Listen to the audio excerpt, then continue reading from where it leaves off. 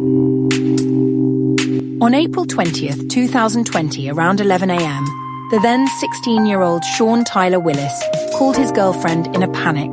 He told her he couldn't wake his mum up. He'd found her lying in bed and covered in blood. The girlfriend's father, a local volunteer firefighter, rushed over to the house on Andes Ridge Road in Rocky Top, Tennessee, a small town that's about 26 miles northwest of Knoxville. He found 38-year-old Sandy Willis lying in her bed with no pulse and massive head trauma from being shot twice. He immediately called 911. Welcome to Love and Murder, Heartbreak to Homicide. We're Kai's AI co-hosts here to bring you your midweek mini-episode. Kai writes the cases, and we retell them for you, shorter than Monday's episodes, but just as important. Don't forget that Kai is off this week, so you're getting mini cases. If you're listening on your favorite platform, go ahead and subscribe so you never miss a case. And don't forget, you can join us on Patreon at patreon.com/loveandmurder. There's a free tier with extra perks, but if you really want more, bonus cases, ad-free episodes, Kai's new series, and to keep this podcast 100% supported by listeners like you, then sign up for one of our bonus tiers and be part of the Lampham. Patreon.com/loveandmurder. Now let's get back to your midweek mini. Sandy Kay.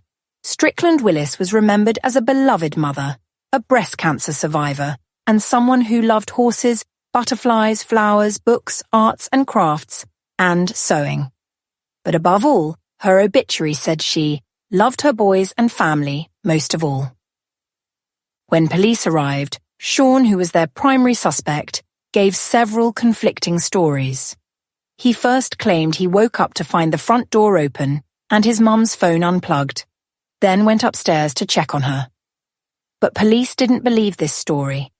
Then, on May 5th, 2020, during a voluntary interview with Detective Don Scuglia, Shawn broke down and confessed. He admitted he killed his mother because she had taken away his cell phone. Detectives learned that everything started after Sandy came home from her night shift. She had taken away Shawn's phone to keep him from talking to his girlfriend, which made Shawn angry. The two argued, but eventually Sandy went upstairs to go to bed. Shawn T. Willis confessed to taking his mother's pistol from off of her nightstand as she was asleep. Shawn took the pistol downstairs as to conceal the sound of loading it. Then Shawn returned back upstairs to his mother's room. Shawn walked around the victim's bed to the opposite side of the room, positioned himself alongside her bed, and shot her at close range on the left side of her head, thus causing her death. He actually shot her twice, once in the back of the head, and, when she began to stir, he fired again, this time into her temple, killing her instantly. Shawn was arrested, initially charged with first-degree murder, and booked into Anderson County Jail in September 2020. Now, at 21 years old, Shawn ultimately pleaded guilty to second-degree murder on August 11th, 2025, just one day before jury selection was set to begin. In Anderson County Criminal Court, Special Judge Zachary Walden accepted the plea. Shawn's public defender, Ann Corrier, said her client wanted to avoid trial. Judge Walden told the courtroom that while plea deals often leave both sides unsatisfied, this one provided certainty today and avoided the long, painful process of trial.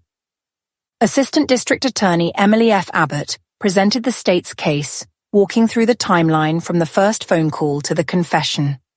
District Attorney General Dave Clark said the crime demanded justice and expressed gratitude that it had been resolved as well as the law will allow. He praised the combined work of law enforcement, forensic specialists, and child advocacy experts. Shawn was sentenced to 30 years in prison to be served in full with no chance of parole or early release. Attorney Clark explained this was shaped by Tennessee's laws for juveniles convicted of murder, but confirmed that Shawn would serve 100% of his time. During sentencing, Shawn addressed his family saying, "Today I'm taking responsibility for what I did to Mom. I love you, I miss you, and I'm sorry." He said he hoped they could rebuild a relationship one day, but his father Jeremy stood in court and told him, "You were very selfish in many ways. You took my wife, the woman I was supposed to grow old with. Now I'll never get to experience that with your selfish act. Your brothers will never hear I love you from her again. I love you, but I do not agree in any way, shape, or form with what you have done. Mom didn't deserve what she had done to her. Shawn's older brother Lucian also spoke. You didn't just take a life. You took our mother, the strongest woman I have ever known, my best friend, my anchor. You took more than a mother. You took the family's peace, and that is not something you can undo. The brother I knew is gone. The person you are now is a stranger, and that bond is broken forever. District Attorney Clark closed by thanking the family for their strength, saying they had suffered a wound that cannot heal. The case of Shawn Willis shows how anger, in a single irreversible moment, destroyed a family and left behind a loss they will carry for the rest of their lives. What do you think of this case? A mother imposed a rule and followed through, and a son couldn't control his emotions to the point that he murdered his mother. I like that his father was very upfront with him, telling him how selfish his actions were. You wanted your phone to speak with your girlfriend so badly that you shot your mom. Now you're in jail without your phone, without a way to speak on the phone whenever you want to, and without your girlfriend. What was the point? As Kai reminds you periodically, control yourself. That's all we have for you today. Don't forget to check out the Patreon, patreon.com/loveandmurder. Part of joining the Patreon using the bonus tiers is that you get case extras. So for this case, you get pictures and video of the trial sentencing. I also just dropped a bonus case of a woman who was pulled over for an expired license and fake tags, only for cops to find something horrible that they weren't expecting in her car. Patreon.com/loveandmurder. Join us over there and support the stories that deserve to be heard. Thanks for listening, thanks for your time, and we'll see you in the next case.